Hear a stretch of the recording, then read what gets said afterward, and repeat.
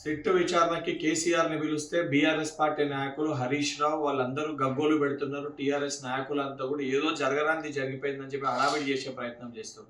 SIT విచారణకి ముఖ్యమంత్రి రేవంత్ రెడ్డి గారికి ఏం సంబంధం? సిట్ తన పని తాను చేసుకుంటూ ఈ ఫోన్ ట్యాపింగ్ వ్యవహారంలో లబ్ధి పొందిన వాళ్ళు, ఫోన్ ట్యాపింగ్‌కి సంబంధం ఉన్న వారిని అందరినీ కూడా, లేదా ఫోన్ ట్యాపింగ్ చేయబడ్డ వారిని, చేసిన వారిని, లేదా ఆ విచారణకి సంబంధించిన మొత్తం వ్యవస్థని, అందులో అత్యధికంగా లబ్ధి పొందిన వాళ్ళని కూడా ఈ విచారణకి పిలవడం జరుగుతుంది. దాంట్లో భాగంగానే ఈ యొక్క విచారణ అంతిమానికి చేరిందని చెప్పి కేసీఆర్ ఏదైతే అత్యధిక ఈ ఫోన్ ట్యాపింగ్ ద్వారా లబ్ధి పొందారు కాబట్టి ఆయనని విచారణకి పిలవడం జరిగింది.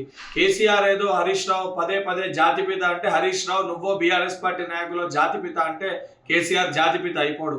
కేసీఆర్ చరిత్ర సృష్టించిన వాడా లేదా చరిత్రహీనుడా తెలంగాణ ప్రజలందరూ కూడా తెలుసు.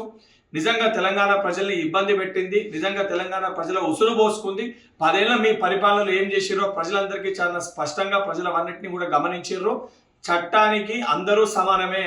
సిట్ విచారణకి అందరూ వెళ్ళినప్పుడు కేసీఆర్ ఏదో అతీతుడు, మహాత్ముడు, సిట్ విచారణ పిలవకూడదు, సిట్ విచారణకి కేసీఆర్ని హాజరు కాకూడదు, పిలవడం తప్పు అనే విధంగా మున్సిపల్ ఎన్నికల్లో నీచానికి దిగజారి ఏదైతే మీ రాజకీయ లబ్ధి కోసము ప్రచారం చేసే ప్రయత్నం చేస్తారో, మీ ఎన్ని మాటలు చెప్పినా, ఎన్ని పిచ్చి పిచ్చి చేష్టలు చేసినా సిట్ విచారణకి ఈ గగ్గోలు ఈ అన్ని కూడా పక్కన పెట్టి సిట్ విచారణకి సహకరించాల్సిన బాధ్యత మీ పైన ఉంది.